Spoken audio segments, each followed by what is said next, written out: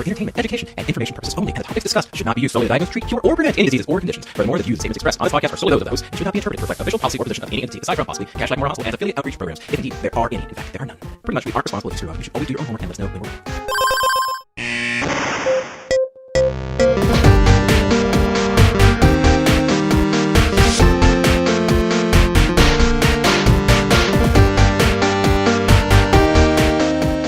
Welcome back to the Curbsiders. Well, hello, Matthew. It's been quite a break. How was your break? My break's been okay. Yeah, I think we haven't recorded anything in like 2 weeks, and it feels longer. Yes, it does. But we have like a gazillion shows to record in the next 2 months, so we'll be sick of each other. Yes, we will. Looking forward to feigning enthusiasm for the next couple of weeks. Paul, could you tell the audience what the show is about? I'd be happy to, Matt. We are a internal medicine podcast that uses expert interviews to bring you clinical pearls and practice-changing knowledge. Aren't we an internal medicine podcast? We are, I feel like, the internal medicine podcast. Oh, okay. Yeah. And we also do some stuff about work-life integration and how people work on a day-to-day basis. And just so we get to know our guests at the beginning. If you want to skip past that part, you'll be a lesser person, but you do have that option as well. I love how you always like give that like passive aggressive like, yeah, you're worthless if you skip past the first 10 minutes. If you want to suck, that's on you. I mean, that's your decision, not ours. So by all means, skip ahead. I also like how we've resorted to calling the show the Internal Medicine Podcast, which is like I always get a kick out of it when like the college football players or the pro football players are like from the Ohio State University. Yeah, so I like that we're now bringing that to our show, since I don't know that any of us actually watch any sports, but I do know that they do that when they are saying curling. Where they're from. You would. Okay. This is another show that is brought to you in partnership with the American College of Physicians and will be available for CME and MOC credit at the ACP at acponline.org/curbsiders. You can go there and see all our CME offerings and MOC offerings through the American College of Physicians. This episode is on the high value care curriculum, which was just updated in 2018. I believe it's version 4.0, if I'm not mistaken. And our guest on this show is Dr. Caitlin Clancy. She is currently a third-year pulmonary and critical care fellow at the Hospital of the University of Pennsylvania. She is a Center for Healthcare Improvement and Patient Safety, aka CHIPS fellow, and is pursuing a master's degree in health policy, conducting research on diagnostic error and clinical reasoning. She is also a fellow for the Society to Improve Diagnosis in Medicine, generously funded by the Gordon and Betty Moore Foundation. Kate attended medical school at Columbia University, College of Physicians and Surgeons, and completed her medical residency at the Hospital of the University of Pennsylvania. She works with the American College of Physicians on their high-value care initiative and was an author on the recent upgrade to the resident high-value care curriculum, which is why we have her on the show tonight to discuss what I think is a very important topic, and I hope that you enjoy it as much as we did. That's right. I don't really have anything for you, Matt. We'll just see where the chips fall. Okay. Just let it sit. Kate, thank you for joining us. And I wanted to start off by asking you to give the audience a one-liner about yourself.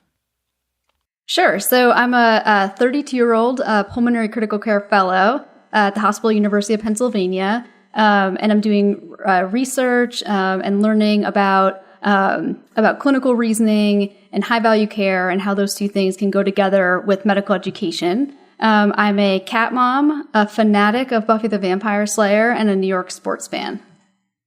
Okay, I can deal with most of that. The New York sports, the New York sports. I know that's a tough thing. one. That's a tough sell. Do you publicly say that in Philadelphia?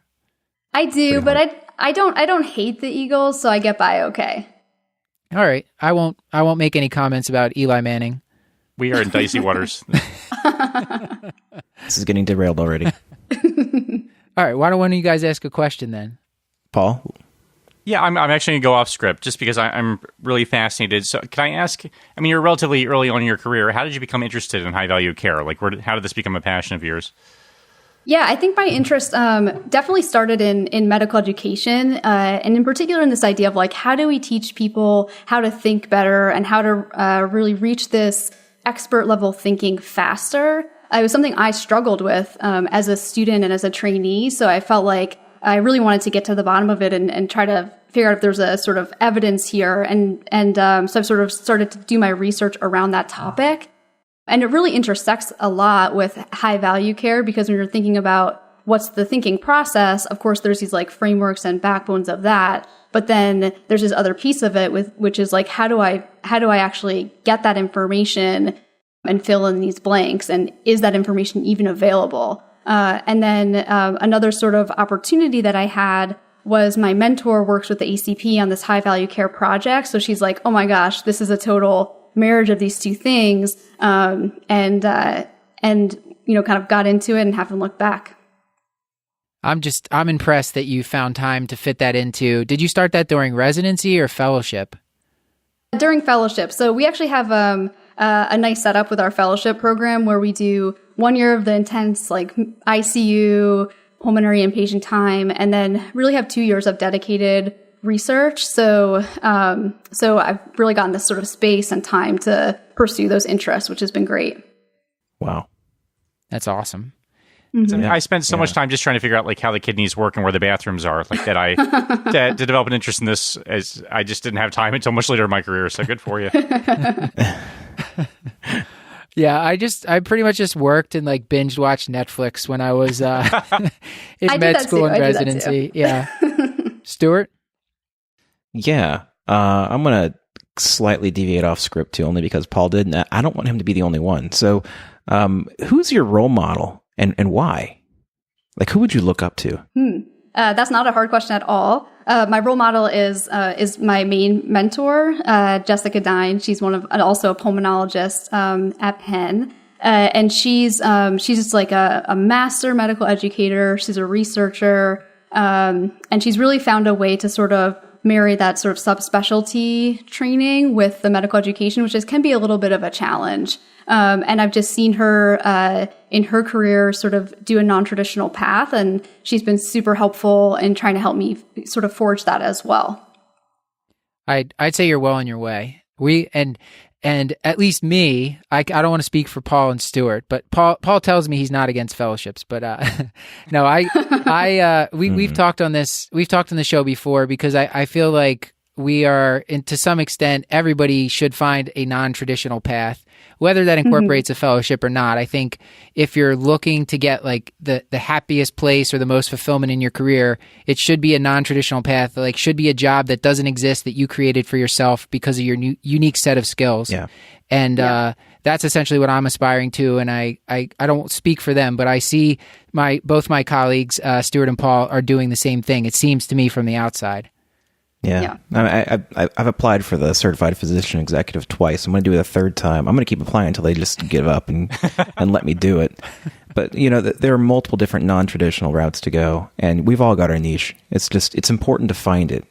So any picks of the week that you wanted to share with the audience? Yeah, I'll go super pretentious just to give Stuart some ammunition. So I'm going to recommend the 2018 Hot Snakes album. No problem. Jericho Sirens. So that's the album Jericho Sirens by the Hot Snakes. The Hot Snakes, as a reminder, are the fantastic American post-hardcore band. They're led by Rick Froberg and John Rice, formerly of Drive Like Jehu, and Rocket from the Crypt. And the new album is spectacular. So if any of that makes any sense to you, I would go out and buy it. And if none of that means anything to you, you're probably okay to pass on it. But the album, again, is Jericho Sirens by the Hot Snakes. Okay. Kate, I'm going to rely on you to know that band. I am not familiar. I do not. There's like one sad person sitting in the dark listening to this podcast who's going to thank me later on. So,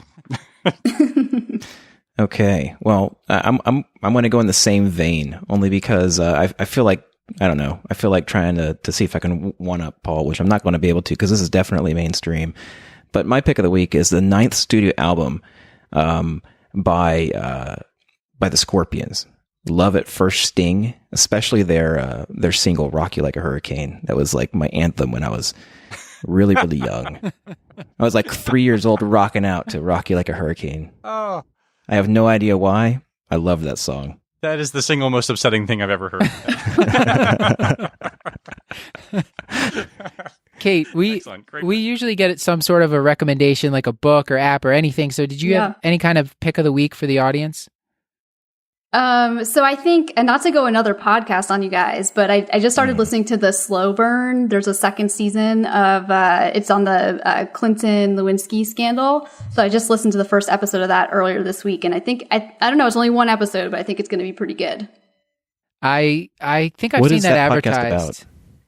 Podcast about? It's just like a deep dive into sort of some sort of scandal. So last year it was on the Nixon impeachment process and then resignation, and then this year they're going into the sort of the Clinton realm, which is So it's a little trickier, but looks like it's produced by Slate. Is that correct? yeah, yes. This all this true crime type stuff is just so popular right now. Obviously, Serial kind of set that all off, but it's not so much for me, but I do have a book recommendation that it will kind of segue nicely into our main topic here. So this book, if you've been training with me or if you've had any health policy discussions with me, then I've recommended it to you. It's American Sickness by Elizabeth Rosenthal. It's been recommended on the podcast at least once by the Dantastic Mr. Tox and Howard. And it's a very easy way to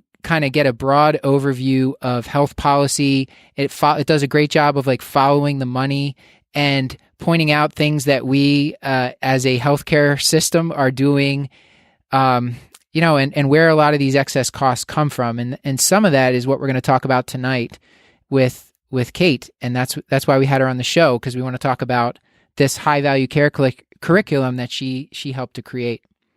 Hint, hint. It's not all about physician reimbursements. Yeah. So case one that we wanted to start with is, of course, a case from Kashlak Memorial. And this is loosely based on a case that I had seen sometime in the recent past. So this is a 57-year-old male, has high blood pressure, type 2 diabetes, actively smoking, comes to the ED. He has chest pain. It's radiating to his left arm. It started about 30 minutes ago, and it's now gone by the time he gets to the ED. The physician coming in the door, the physician looks at the standard order set, and in addition to like the chest X-ray, EKG, cardiac troponin, it also includes a urinalysis. So thank goodness. Once his whole chest pain episode's over, and you as the internist are kind of getting ready to discharge this patient after he's ruled out for MI, you notice that there was 5 to 10 RBCs per high power field in his urine. And now at the time of discharge, you're sort of wondering what to do with that information. So the first question before we deal with this case, and I know Stuart is already thinking of ways to pick this case apart. That's which right. he told me in pre-recording, but I'm sticking with it. So do it. Can you just start by defining high value care for the audience? Sure. So I think, value has a simple definition, actually. It just means quality divided by cost. But I think that the nuance can get lost, and that's what makes the topic a little bit harder. So quality here means all of the benefit that can be derived from a particular treatment or procedure, both the immediate benefits and then the longer term benefits to the patient. And then cost is really the tricky side of the equation, and sometimes what turns doctors away from this topic. But that really is going to include all of the financial costs, the typical things that we think about to the patient, to the hospital, to the healthcare system, but then also the non-financial costs, time out of work, discomfort, suffering, all of those things fit into the equation there. Where does most of like this excess cost in healthcare come from? Can you point out some examples to the audience of where it's coming from? Yeah, I mean, as you're sort of alluding to already, this is a huge problem. You can't even find someone on the street that's not wanting to talk about how much waste is a problem here and cost is a problem in the U.S. The numbers are actually astounding. So the spending in 2016, the last time we have full numbers from, was $3.3 trillion, which is, and it's sort of sounds like monopoly money. It's so much. It ends up being like $10,000 a person. and I think a lot of physicians that care about this topic are familiar with, is the percentage GDP number, which is 18% of the U.S. GDP. And it comes from a lot of different causes, a lot of different contributors. And there's kind of a couple big ones. Unnecessary services, excess administration costs, and then inefficiency are the three major contributors. Things like inflated prices and fraud. I think people think about those a lot, and they definitely contribute, but are not the biggest. And then the last one would be like missed prevention, which is another place sort of that physicians have a foothold in. Can you give some examples? You say unnecessary testing. Like, can you give some examples of, and what are some of the things that contribute to that, or what can you point out to the audience that they might notice in their day-to-day areas that are contributing? Yeah, I think that a lot of people, I don't think that a lot of doctors go into their day every morning and are like, oh, I'm going to order as many tests as possible. I do. Really, a few maybe. But for the most part, that's not true. And actually, most doctors think that over-ordering and waste is a big problem. But I think we can all think of examples in our daily practice where, despite these good intentions, we just can't get it done. Just thing after thing happens that prevents us from practicing high-value care and ending up over-ordering. The major way that we sort of categorize it is to think about three different areas where you could end up over-ordering. One is the knowledge and cognitive side of things, and that's going to include things like diagnostic uncertainty for sure, not knowing enough about a particular topic and maybe not having enough time to look it up.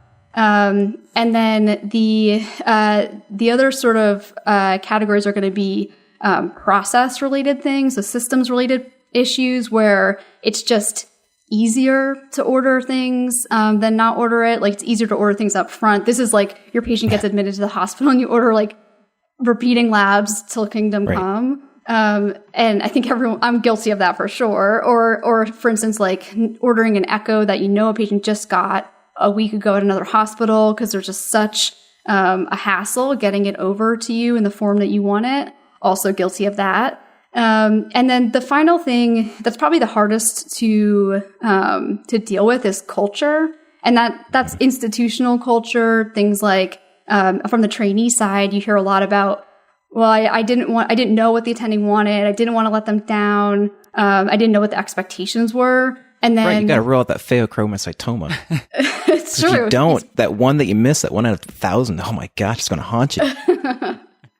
No, there's a lot of anxiety about that, I think. And then the other part of the culture thing is, it comes from the patients themselves too, the interactions with the patients, and trying to maintain your therapeutic relationship, with limited time to really explain and go into detail about why or why not something might be indicated, because it gets really complex when you think about that.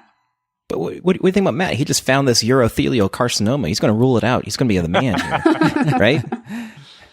I think that's a good question, Stuart. So what I was trying to point out here, so Stuart had brought up to me, well, Stuart, tell me why it might be reasonable to order the UA. Right. So I was saying that if someone's coming with chest pain, let's say their blood pressure is out of target, even if it's not out of target, you don't know, as an ER physician, you don't know what this patient's baseline blood pressure is. So how do you know they're not having hypertensive emergency? I've had patients with blood pressures, systolic blood pressures in the 140s, 150s that were having a hypertensive emergency because their baseline blood pressure was in the 90s to 100 systolic. And so getting that UA may have been needed to rule out significant proteinuria, end organ damage for that hypertensive emergency.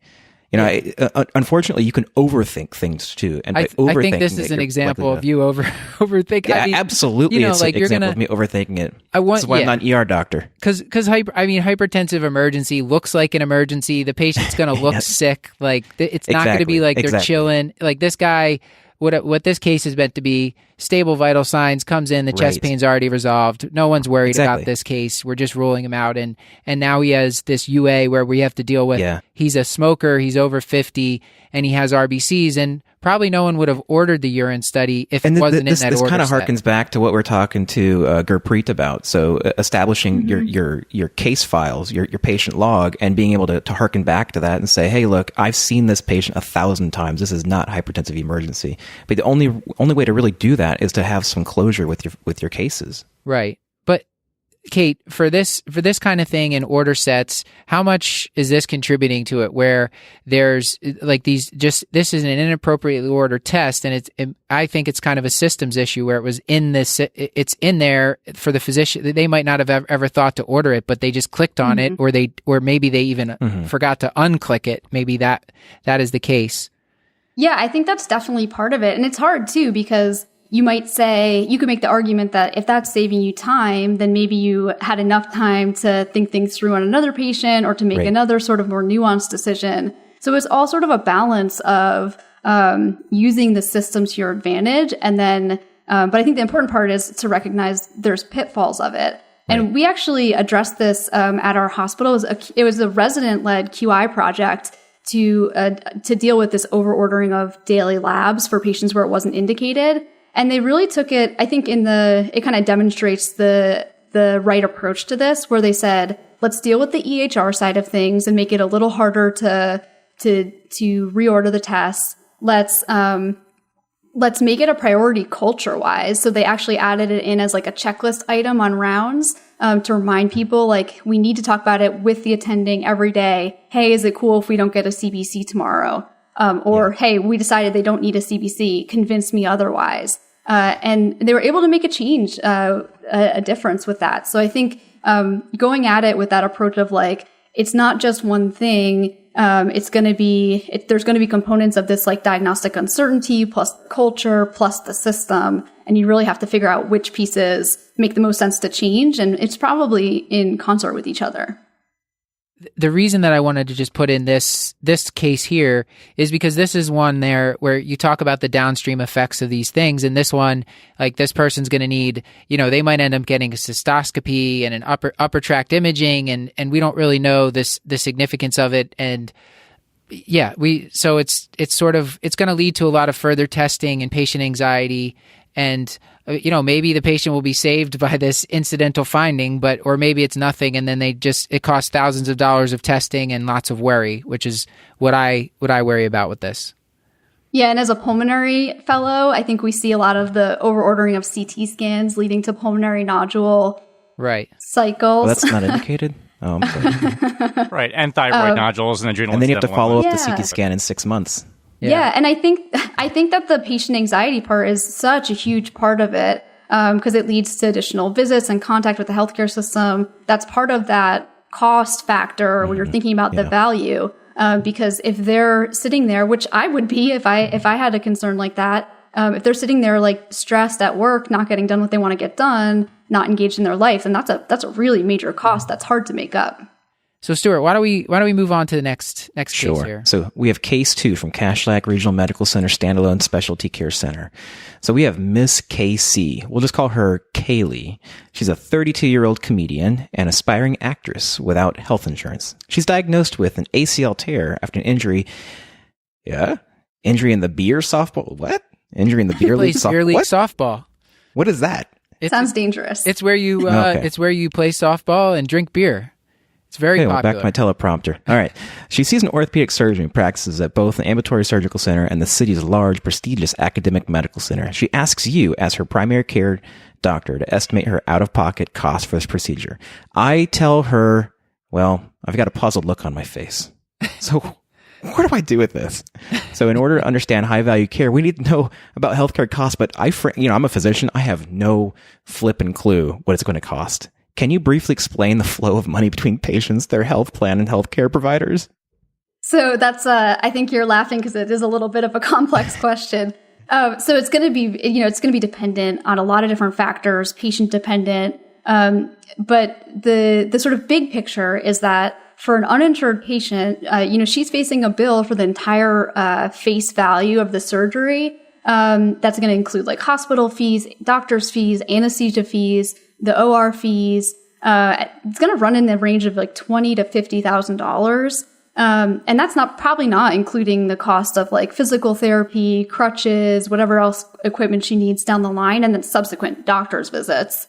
As an uninsured person, she's gonna get that bill. An individual healthcare system or provider might have something like a pay scale for payment, or she might be able to negotiate like a payment plan ahead of the surgery. But at the end of the day, she's probably going to be responsible for the majority of those costs. And, even with those other measures to try to mitigate that, that's why people have to go into, their retirement, borrow against their house, and eventually end up bankrupt for a portion of the people.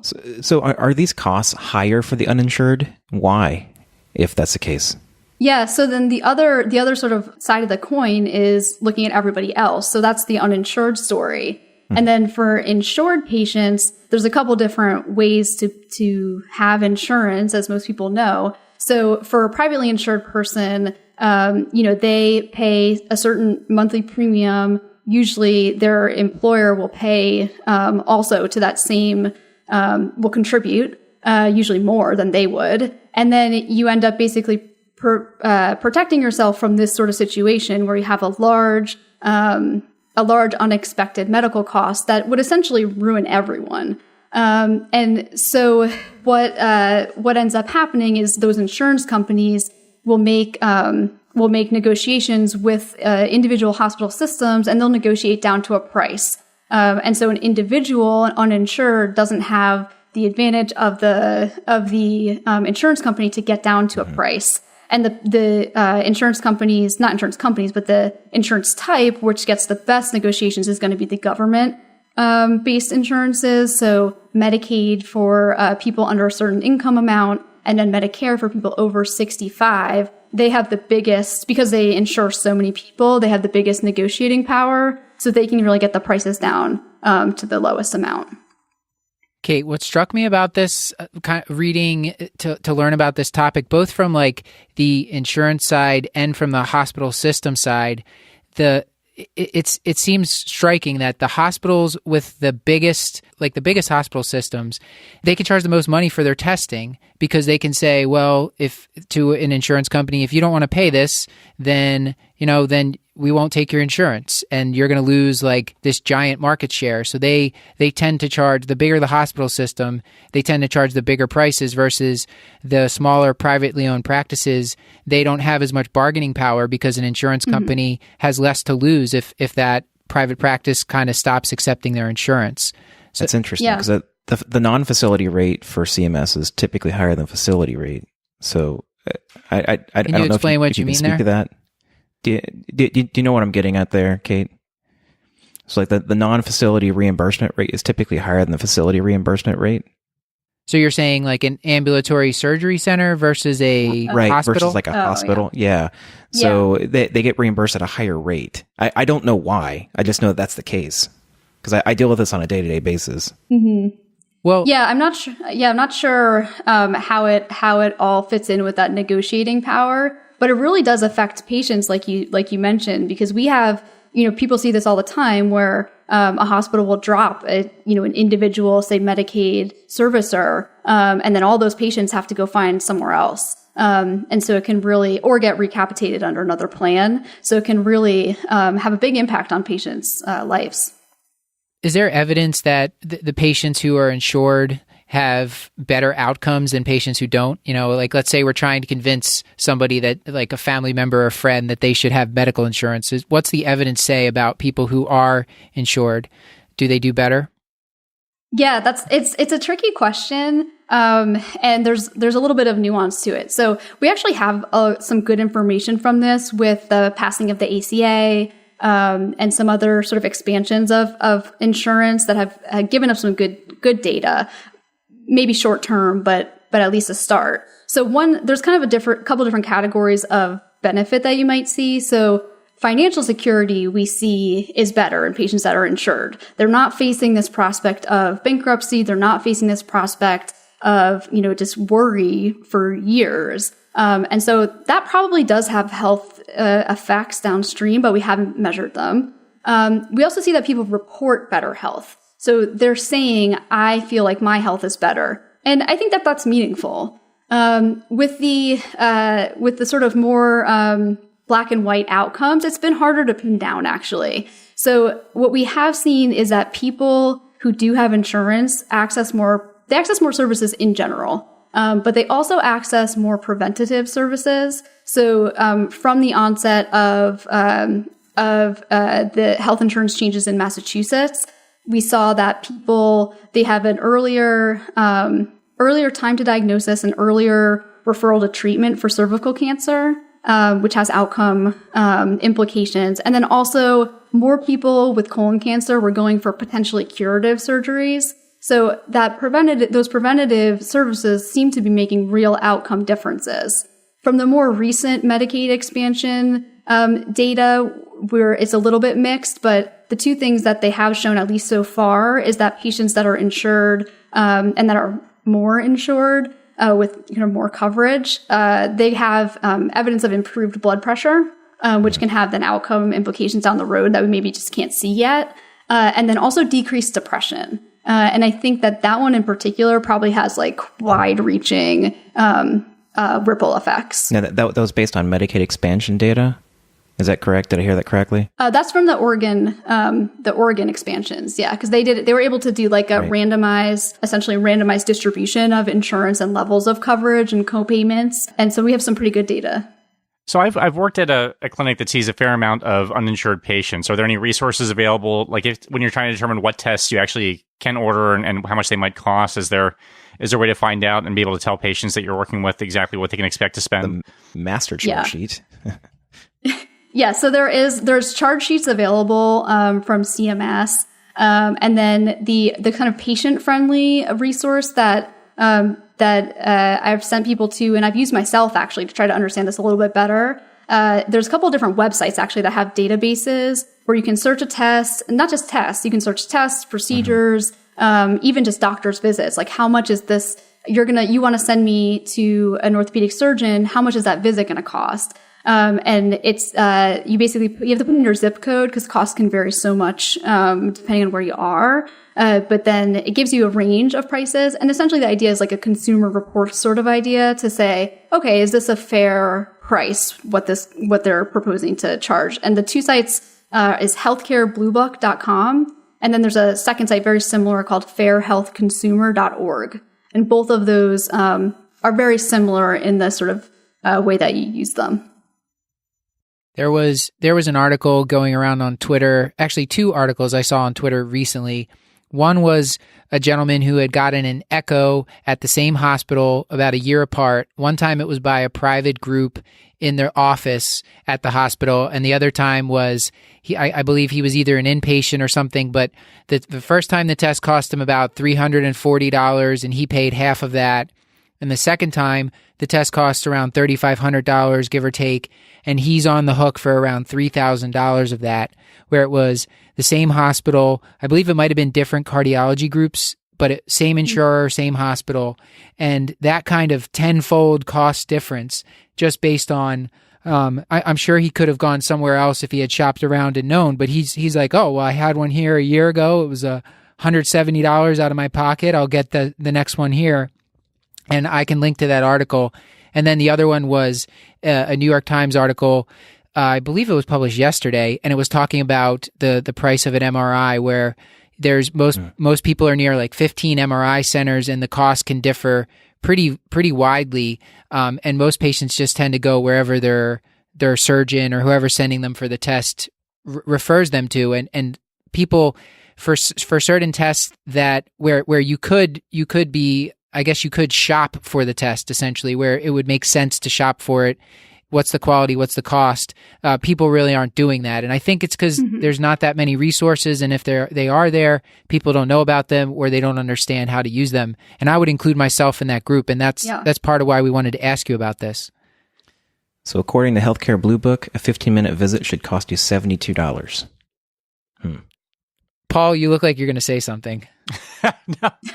No, I was going to actually, that article actually, I think, referenced that less than 1% of people actually do any kind of price comparison. They just sort of, understandably, go where their doctor tells them to go, and they don't actually do the research, which is exactly it's not transparent, though. If it was Right. more transparent, it seemed like that they would. Yeah. 100%. I think we can probably all agree that right now, in general, when I'm ordering tests in the office, I have very little idea what that's going to cost the person I'm ordering it for. Yeah, it's not a true free market healthcare economy, nor is it a true socialized healthcare economy. It's this weird Frankenstein of both, and it doesn't work. So both extremes to some extent work, but when you Frankenstein it, it just takes the badness of it out of both. Yeah, and I think we've started to think about it with drugs. Like, I definitely think about, like, what do inhalers cost? What's the right price for it? Right. But that really has not crossed over into other types of testing, at least on the physician side. Right. No, I just think there needs to be more transparency in healthcare costs. I think that would help drive the market. If we're not going to completely, I don't think the United States is in a position where we're going to be moving towards 100% socialized medicine. So if we provide more transparency, I think that would help our consumers be more cost conscious. Yeah. And I think we as like the clinicians need to be on top of this as well. So definitely should be thinking about these resources and have at least the idea of, like, if you're sending someone for an MRI, what that's going to cost in your market, and you can give them an idea of a fair price. And you got to think about, if you're the physician who's providing that kind of transparency, you're going to have your consumer, your patient, on the other hand, you're going to have more patients coming in because they trust your transparency. Yeah. So that is the thought. That is the hypothesis, rather. Paul, I believe we have another case that kind of moves away from this, what we're talking about here, the money. Let's talk about something other than money. This series of political landmines that we found ourselves stumbling into. You're welcome, Paul. Let's notice my tongue's bleeding from biting it, I think. So let's talk about Ms. G. She's a 50-year-old woman who comes to you. She's got a history of high blood pressure and diabetes. She's presenting to her primary care doctor's office with a couple of weeks of worsening dyspnea and exertion. She's having some lower extremity edema. She says, maybe she's sleeping on a couple more pillows at nighttime just to decrease shortness of breath. She's not gained any weight that she knows about, and she denies outright PND. She does have jugular venous distension to your examination. She does have edema, but she does not have any extra heart sounds, so she has normal heart sounds on exam. So we're using this case as our anchor. I think one of the things I like about the curriculum is that it actually talks about sort of diagnostic reasoning as a way to mitigate against unnecessary testing. So I'm wondering if you could talk just a little bit about, I try to avoid diagnostic reasoning when possible, but now I guess this argues for it. So in this particular case, can you talk to us a little bit about how to use this patient's pretest probability of, say, like, what's the utility of ordering a B and a P in this patient, given her physical examination findings and her history? Yeah, I think that was one of our goals making the curriculum was to really flesh out and build out that part, because if diagnostic uncertainty is one of the major drivers and one of the more changeable, like on an individual level, we really wanted to give people tools to deal with that. So the kind of overall way to think about it would be, and everyone does this, whether or not they are cognizant of it or not. You see a patient, you suspect a diagnosis, you think about the pretest probability. Based on what you've gathered in history, the exam that you might have done, and then if you have any other initial data. And if your pretest probability is high enough, you just go forward and maybe you initiate treatment, maybe you come up with a monitoring plan. But if you're still uncertain, that's where you can really get into hot water. So you want to think about, what are the tests that are available to me, like a BNP, like you mentioned, and then what are the characteristics of this test? So how good is it at identifying the problem I'm looking for? How much is it going to change my pretest probability, which is going to inform my decisions about treating? So at the end of the day, you're back to this question that everyone's heard a million times in rounds. How is this going to change my management? Is this going to change my management? And this is just a sort of fancy with math way, minimal math way to get at that question. And so for this particular patient, you're starting out. She has this history of hypertension and diabetes, so she might be starting out with a higher risk of heart failure, and then you're thinking about a test like a BNP, and so you can actually look up what is the likelihood ratio of the test that I'm thinking about, of the BNP. And BNP in particular is a tricky one because it depends on how positive the BNP is. So your likelihood ratio changes the higher the tests get. This is intuitive also. When you see a test that's like way over the upper limit of normal, you're going to say, okay, that's going to change my opinion more than if it was just like, just right over the top. So what you can do is then you start out with your pretest probability, you'd say it's 27%, coming in symptomatic risk factors, but to the outpatient world and not to the ED. That's why it's not 50%. And then you say, okay, what is the likelihood ratio of all these individual tests that I've done? So I have a likelihood ratio of my neck vein exam, my edema exam, and then just my clinical gestalt. And then you can use those to modify your pretest probability and get to a post-test answer. So, and if you have a sense, because I guess you have to kind of know the likelihood ratios for this to be super duper helpful, but how can you explain likelihood ratios a little bit to us, and like how big do they have to be to actually have a meaningful difference? So I guess in other words, what's the difference between the likelihood ratio of 1 versus 1 of 10? Is that a 10-fold increase in the probability of disease, or how exactly does that work? So it's also going to depend on your pretest probability. So what the likelihood ratio, what you can actually do is there's a nomogram for it, where you start out and has the pretest probabilities on the left-hand side. The center line is the likelihood ratio, and then the post-test probabilities are on the far right-hand side. And you actually draw a straight line from your pretest probability through the likelihood ratio to get to a post-test probability. So that's the math I was talking about. No actual calculations involved, just like a pencil. And so that kind of can give you a sense of how much you can sort of respond and change your pretest probability based on that likelihood ratio. And I'll give you a couple examples of for this case, like what they would be. So for her JVD, the likelihood ratio, if you see it, is going to be 5.1, which is high, but it's not that much higher than your overall initial clinical gestalt. The highest likelihood ratio in the heart failure exam is actually the third heart sound, which is harder to hear, but that's the one that's going to be sort of the biggest driver. And then for the testing, if you have a BNP over 200, the likelihood ratio is 3.7. So to give you some numbers on how this patient would transform, she started out at 27%. We give her a BNP greater than 200, and that's going to bring her like up into the 50s, so high 50 percentile post-test probability. And then as you add on those other tests, you'll raise her even further. Right. And so conceptually, just to clarify, because I struggled with this, but everybody else is smarter than me, but it's a likelihood ratio of 2 does not double the probability of disease. That's not exactly what that means, right? So a likelihood ratio of 2 just increases the disease, not by that much. It's like by about 15%. And then a likelihood ratio of 5 is by about 30%. A likelihood ratio of 10 increases the probability of disease by about 45%. So don't be dumb like me. And you don't even have to do any of that math, because there's actually an app. Of course, there's like an app for this. Sure. So there's an app called Logica. Actually just discovered it recently. So you can actually you can access it on a desktop as well. And you can look up the whatever sort of syndrome, like heart failure, for instance. You can go, it has a list of like, do you want to look at EKGs, history, laboratory? So you pick laboratory, and then you can actually pick the BNP over 200, and then you put in what the pretest probability was. It's like it's a calculator, so it'll do it for you. And you'll say, is my test positive? And actually will change the numbers for you. So no pencil involved, no math involved.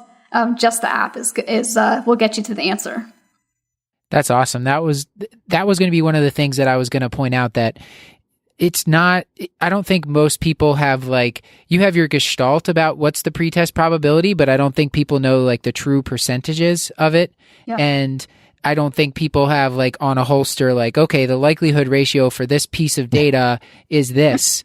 So speak for yourself, Wada. That was going to be that. I feel like this is a true way that I could see in the future, machine learning, AI type stuff, augmenting whatever you're doing at the bedside, where it would say you plug in patient 57-year-old with these symptoms, and they're going to, you're considered heart failure, and they would tell you, working on that, Matt. I'm sure. Oh, you got to think bigger. It just knows. It like knows what patient you're already on. It takes from the electronic health record all of like the relevant pieces of data. And then when you go to order the test, the BNP, it goes, here's what we calculated as the pretest probability. Here's the likelihood ratio of the test. Here's what the post-test probability would be. Do you still want to do like a nudge, right? Like, do you still want to do it? And also you're fired because you're extraneous. Exactly.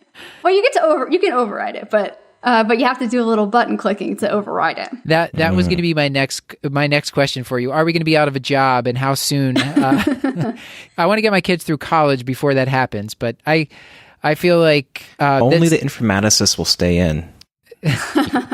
You got to look towards the future, Matt. Okay, Paul.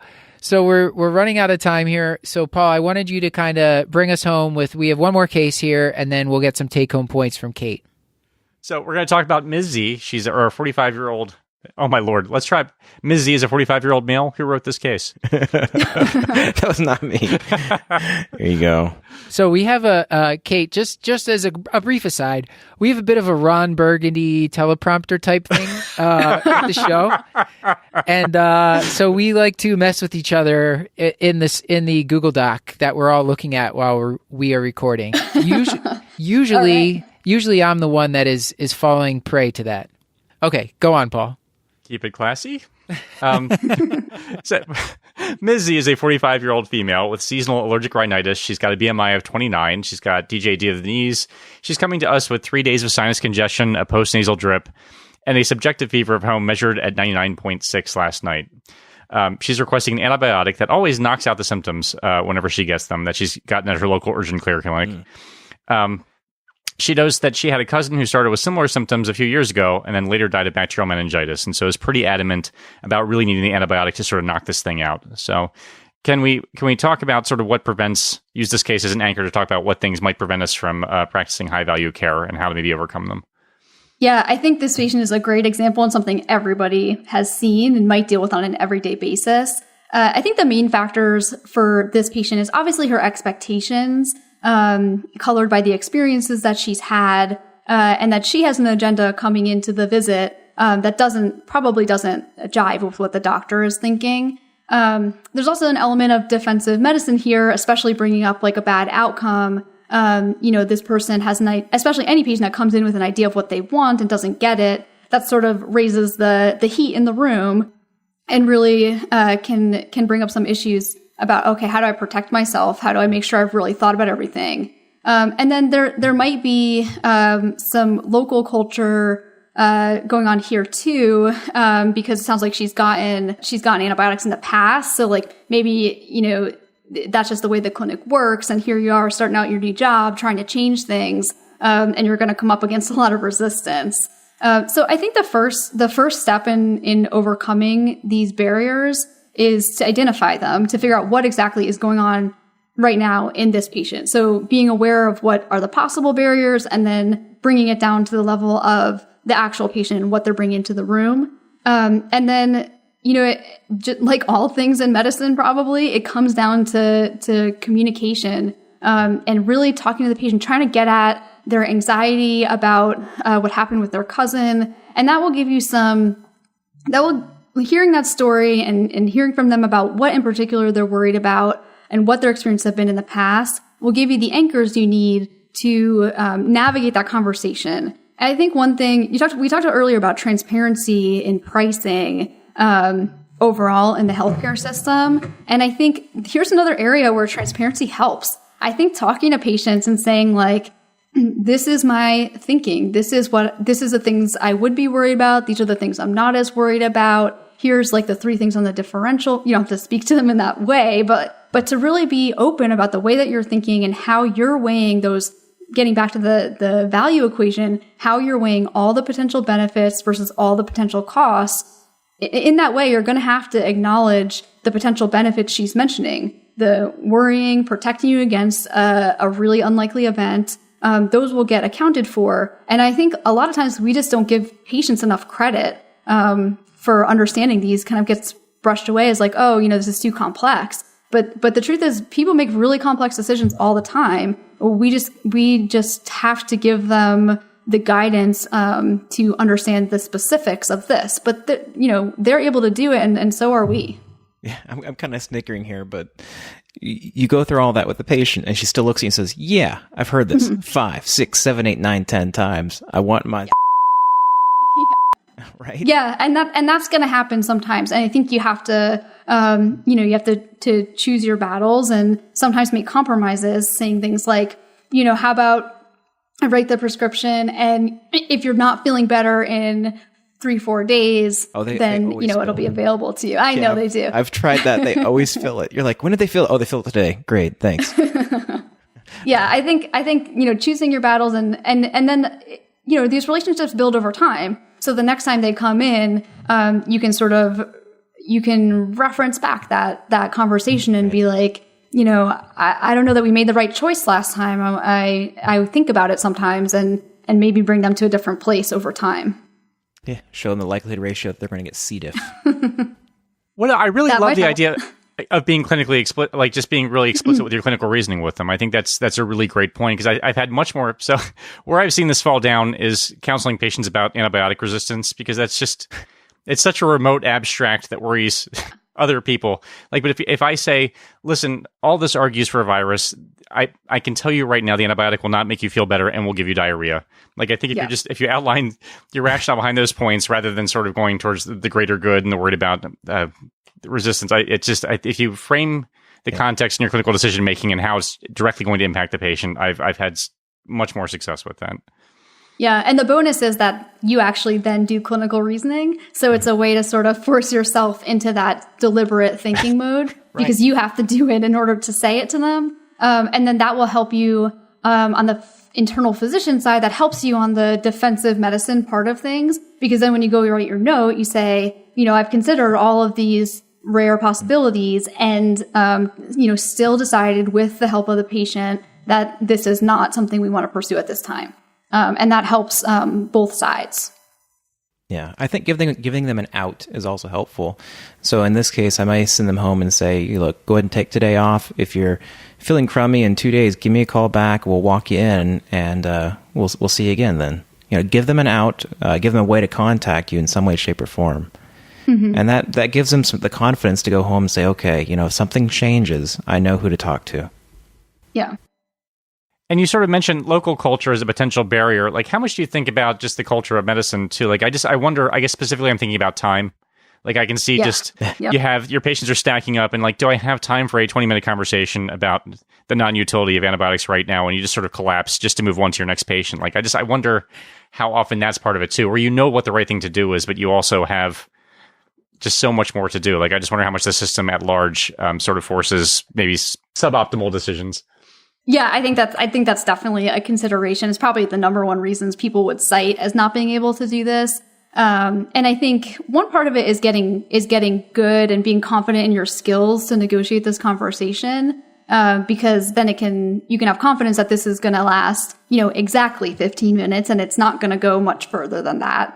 It never lasts 15 minutes. Yeah.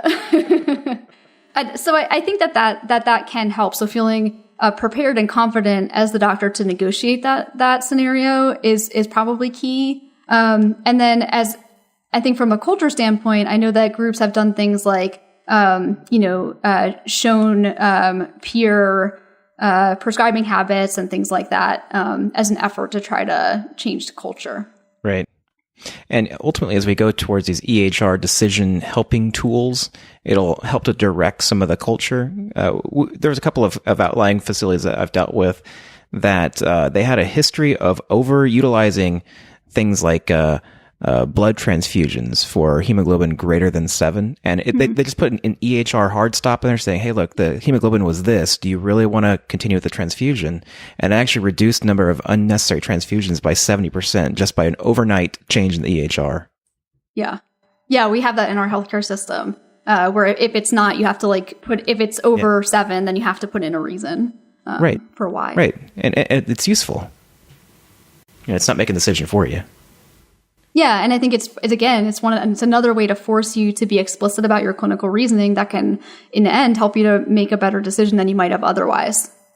The last thing that I think I'd like to point out about the local culture is that we talked, the ACP has this hidden curriculum paper, and I feel like that's one of those things where local culture is like a hidden curriculum where if everybody orders this test in your institution, you might not have questioned it. And we just did a show on things we do for no reason. And I think that's how a lot of those things have been passed on, is by people just like doing things that they've seen, and these bad habits get passed on. So I think we just need to be more cognizant, like with this whole high value care and that sort of thing, and just say, okay, this is not high value. We're going to stop doing it. And eventually the culture will change if you're kind of leading that charge.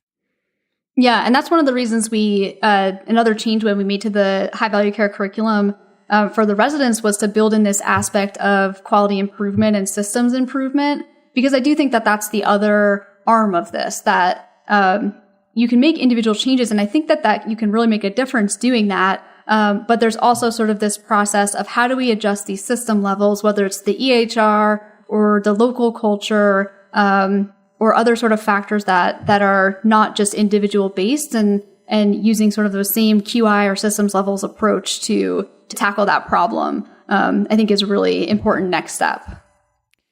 Well, we have taken a lot of your time, and I wanted to ask if you could give a couple of your favorite take-home points for the listeners, and then we can, of course, link them to the full curriculum so they can go through it themselves, which is free online, I believe, for everybody. I don't think you even have to be an ACP member. Yep, it's free for everyone. And if you're, you can go through it and just use it as a resource on its own. But if you're a teacher of residents or other trainees, there's actually like really detailed teaching scripts that go along with each of the PowerPoints and handouts and things like that. So it's a really like no stress, just drop into your classroom type of learning tool. So I think it's a really great resource. And I think the take-home points for me would be one that, and we've said this a couple of times, we spent some time talking about it, but value in healthcare is about more than just money. It's about the quality of services and the benefit that the patient derives, all weighed against the financial and non-financial costs. And then the second thing, which we've also said a couple of times, is that physicians can make a difference in this healthcare waste problem in the U.S. And I think there's a couple steps to it. One is understanding the problem. Two is understanding the barriers, some of which we just discussed. And then the final thing is being creative with different types of solutions to address the biggest problems, which are the diagnostic uncertainty component, the systems inefficiencies, and finally what we spent the end talking about, the culture. Excellent. This has been fun. Thank you so much for all your time tonight. Oh, thanks for having me. I had a great time. This has been another episode of The Curbsiders, bringing you a little knowledge food for your brain hole. Yummy. Get show notes at www.thecurbsiders.com/podcast and sign up for our mailing list at thecurbsiders.com/knowledge food to get our weekly show notes in your inbox. That's right, your inbox.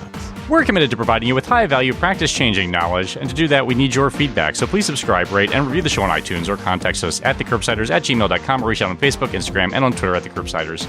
Until next time, I've been Dr. Matthew Frank Watto. And I am Dr. Paul Nelson Williams. And this is Dr. Stuart Kent Brigham. And good night. Thank you to all the Curbsiders who helped to write and produce the show, including Hannah R. Abrams on Twitter, Beth Garbatelli on Instagram, and Chris the Chew Man Chew on Facebook. We're going with that? Should we? Did you guys read it okay? I guess so, yeah.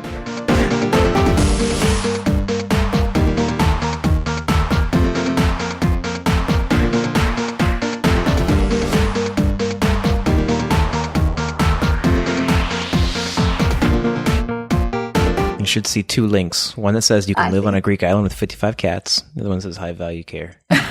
Click on the one with the cat.